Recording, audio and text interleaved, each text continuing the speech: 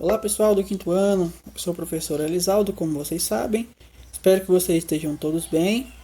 Vamos lá dar início a mais uma aula de ciências remota. Hoje nós teremos como unidade temática a água. O objeto de conhecimento, a gente vai fazer o resumo da unidade 2, falando sobre a água. E as habilidades será 02, 03 e 04 de ciências do quinto ano. Vamos falar sobre a distribuição da água no planeta. Como vocês sabem, a água cobre cerca de 70% da superfície da Terra. Na natureza é possível encontrá-la em 3 estados físicos: gasoso, sólido e líquido. Nos diferentes ambientes, a água muda continuamente de um estado físico para outro, o que chamamos de ciclo da água ou ciclo hidrológico. Nessa ilustração, vocês podem perceber que nós vimos no slide anterior que o planeta é coberto por cerca de 70%. Então nós temos 30% de terra firme. Porém, mesmo sendo um planeta com muita água, nessa ilustração a gente consegue perceber que em sua grande maioria, cerca de 97,5% da água não é consumível, porque é água salgada. E apenas 2,5% é água doce. Mas nem todo esse 2,5% pode ser consumida. Mas por quê? Pelo simples fato que boa parte dessa água ela está em forma de gelo. Ou seja, desses 2,5%, nós temos que 68,9% está em forma de gelo e calotas polares. E apenas 31,10% ou 31,1% será de água doce. Só que desse todo aqui, 96% é água subterrânea. E apenas 4%, ou seja, quase nada, é água que a gente consegue ter acesso, que são água de rios, de lagos, certo? E da água tratada, né, que a gente utiliza nas nossas casas.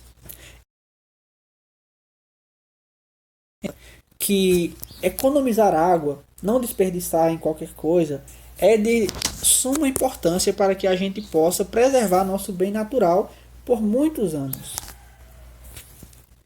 Vamos falar sobre a importância da água. Todos os seres vivos são constituídos em parte por água. Sem esse recurso natural não há vida. Além de ser essencial para nosso corpo, nós utilizamos a água em diversas atividades do dia a dia, como na culinária, para o lazer, hidratação, geração de energias e higiene pessoal. Nós também já falamos muito a respeito da geração de energia elétrica nas hidrelétricas. A gente já viu todo o processo que eles pegam a água da represa, a água represada, ela passa por uma tubulação e dessa tubulação vai até as turbinas, que ao movimentar a água movimentar as turbinas, esse movimento faz com que os geradores ativem, certo? E essa ativação desses geradores faz com que a energia elétrica possa ser gerada, vamos dizer assim. Então, esses geradores vão mandar essa energia para os transformadores e os transformadores, a partir deles, no caso, será distribuída para as nossas casas. Vamos falar sobre as propriedades da água. A água pura é incolor, ou seja, não tem cor. É inodora, não tem cheiro e insípida, não tem sabor. A água pura não é encontrada na natureza, pois ela sempre vai estar misturada a outras substâncias e muitas vezes é impossível enxergá-la. Um exemplo é se colocarmos açúcar ou sal na água. Após dissolverem, não os veremos mais, porém o sabor do sal ou açúcar continuará na água. E na natureza também é da mesma forma. Mesmo a gente não conseguindo enxergar certos nutrientes que a água vai conter, mas eles vão estar presentes. Vamos falar agora sobre o ciclo da água, falando sobre a cobertura vegetal. Toda a parte de vegetação que cobre o solo faz com que quando chove a água não possa carregar, vamos dizer assim, a areia, certo? Não vai conseguir movimentar a areia. E ainda mais quando existe, vamos chamar de mata ciliar, nos rios ou lagos. Quando chove, as raízes das plantas faz com que a terra fique firme. Ou seja, o rio ele vai continuar do mesmo jeito. Porém, com o desmatamento, se for desmatado nesses lugares perto de rios e lagos, ao chover a água vai fazer com que a terra entre para dentro do rio e fazendo com que ele entupa, e possivelmente pode até não vir mais a existir, como vocês podem enxergar nessas duas imagens. Ó. Com vegetação, a chuva vem e o solo continua do mesmo jeito. E se não tem vegetação, quando a chuva vier, vai fazer com que toda aquela terra que existe perto do rio vá para dentro dele. Isso é o que nós chamamos de assoreamento. Chamamos de mananciais as fontes de água ou reservas hídricas utilizadas no abastecimento público, ou seja, a água que a gente consegue consumir.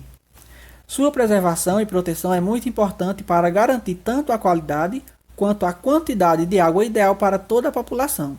Como vocês sabem, nós precisamos de uma certa quantidade de água por dia, tanto para nossa higiene pessoal, como também para nossa sobrevivência a respeito do consumo, a gente consumir a água.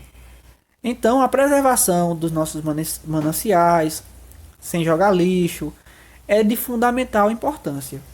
E até mesmo não desperdiçar água, também é muito importante. Nós falamos também sobre o tratamento da água. Como nós sabemos, a água ela tem impurezas. E muitas vezes ela podem trazer doenças, mesmo sendo água de rios, de lagos, dessas represas, ela pode conter essas impurezas que podem vir com algumas doenças e nos contaminar. É por isso que o tratamento da água ela é importante antes de ser mandado para a casa das pessoas. Existe a estação de tratamento, nós falamos sobre ela, que a água vai passar por todo um processo até ser ideal para o consumo. Mudanças climáticas afetam o ciclo da água. O planeta está passando por mudanças climáticas que causam alterações no ciclo da água, por exemplo. Com temperatura maior, aumenta a evaporação e a quantidade de vapor de água na atmosfera, modificando a formação de nuvens e a época de ocorrência e quantidade de chuva. Ou seja, com essa mudança climática, com essa maior quantidade de vapor de água na atmosfera, os períodos de chuva ele podem ficar mais escassos em certas regiões e podem vir com mais intensidades em outras regiões também. Da mesma forma que a gente falou de quantidade de chuva, também pode contribuir também na qualidade. Como assim?